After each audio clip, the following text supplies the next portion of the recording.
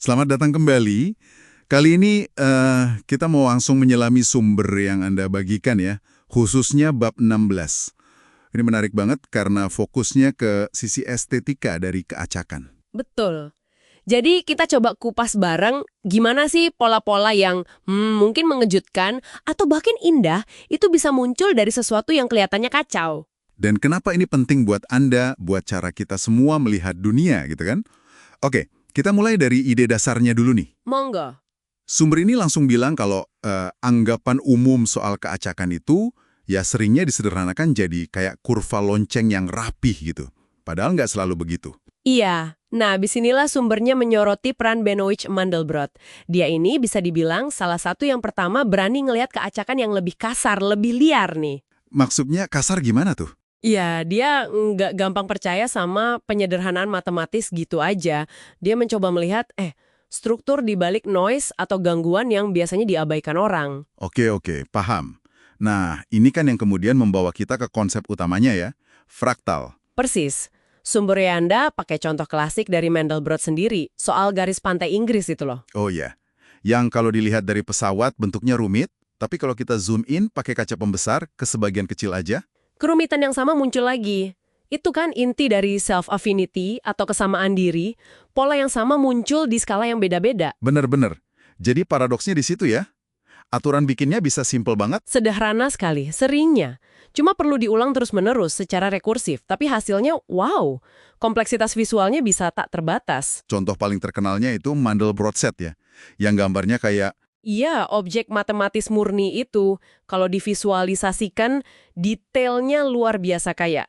Mau di-zoom sedalam apapun, muncul detail baru terus. nah disinilah nyambungnya ke estetika jadi kelihatan banget. Sumbernya cerita gimana fraktal ini banyak dipakai, misalnya di grafis komputer. Betul, buat bikin pemandangan alam kayak gunung, awan, pohon di film, atau game biar kelihatan realistis. Kenapa bisa terasa realistis atau benar gitu ya? Ya, karena kayaknya alam sendiri memang bekerja pakai prinsip mirip fraktal gitu. Bentuk awan nggak pernah sama persis kan, tapi kita ngenalin kalau itu awan. Ada semacam kemiripan keluarga dalam polanya. Menarik. Terus, kalau ditarik lebih luas lagi nih, ini kan bukan cuma soal gambar aja ya. Nggak cuma visual. Sumber Anda juga nyambungin ini ke gagasan universality, kesemestaan. Ini juga dibahas penulis lain kayak Buchanan, Ball gitu. Universality. Maksudnya gimana? Mereka melihat ada pola dasar yang ternyata mirip antara fenomena alam, contohnya longsoran salju, sama fenomena sosial. Contohnya di sosial apa? Misalnya, gimana informasi atau gosip menyebar di jaringan sosial. Atau, nah ini sering dibahas, gimana kekayaan terdistribusi di masyarakat. Seringkali polanya ngikutin yang namanya power loss. Oke, power loss. Ini istilah yang sering muncul, tapi mungkin agak abstrak ya buat sebagian orang. Bisa dijelasin dikit nggak? Apakah ini artinya yang kecil banyak, yang besar sedikit, tapi dampaknya luar biasa? Persis banget. Intinya power law itu distribusinya timpang banget. Sedikit aja elemen, entah itu buku terlaris, orang terkaya, gempa bumi terkuat, itu menyumbang porsi paling gede dari total efeknya. Mayoritas sisanya kontribusinya kecil-kecil aja. Beda banget ya sama kurva lonceng, yang puncaknya di tengah. Jauh beda.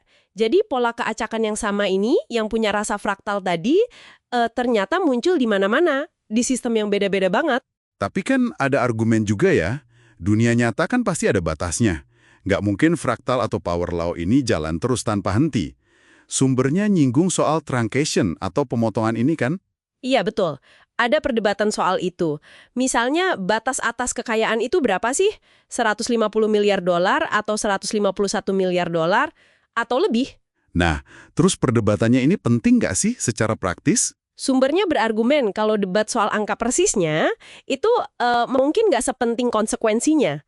Karena kita nggak pernah tahu pasti batasnya di mana, dan seringkali dampak terbesar itu justru datang dari kejadian yang langka banget, yang ada di ekor gemuk distribusi power law itu. Jadi? Mengabaikan potensi ekor gemuk ini bisa bahaya. Oke. Jadi paham soal fraktal, power loss, dan keacakan tipe ini tuh benar-benar bisa ngubah cara kita baca situasi ya. Mulai dari pasar saham sampai tren budaya gitu. Sangat bisa. Ini jadi tantangan buat modal-modal simple yang sering kita pakai, yang anggapannya dunia itu lebih rata, lebih bisa ditebak, padahal kenyataannya Lebih liar dan penuh kejutan. Bisa dibilang gitu, memahami logika fraktal atau power law ini ngasih kita kacamata baru buat ngeliat sistem kompleks di sekitar kita. Ekonomi, ekologi, sosial seringkali didominasi sama kejutan dan ketidakmerataan semacam ini. Oke, oke. Jadi kalau kita simpulkan nih ya, di balik acak-acakan yang kelihatannya liar, ternyata sering ada struktur matematis yang dalam, yang bahkan indah, kayak fraktal ini. Betul. Dan pola ini bukan cuma teori di atas kertas. Muncul di alam, membentuk estetika yang kita rasa pas, bahkan ada di dinamika sosial kita. Dan ngerti soal ini bukan cuma buat apresiasi keindahan aja ya. Jelas bukan? Implikasinya praktis banget. Banyak sistem penting di sekitar kita mungkin lebih nurut sama logika keacakan ekstrim ini daripada model linear yang sederhana. Kalau kita abai, ya kita bisa kaget terus, bisa buta sama resiko atau peluang yang ada. Oke, sebagai penutup nih, coba kita pikirkan ini deh. Kalau aturan yang super simpel aja bisa bikin kompleksitas visual yang gak ada habisnya dan keren banget kayak Mandelbrot set, struktur tersembunyi di balik sesuatu yang selama ini Anda anggap ya acak aja atau berantakan. Pertanyaan bagus itu. Apa ya yang bakal terjadi kalau Anda mulai nyari-nyari jejak self-affinity tadi? Pola yang berulang di skala yang beda-beda dalam fenomena yang Anda hadapi sehari-hari. Coba direnungkan.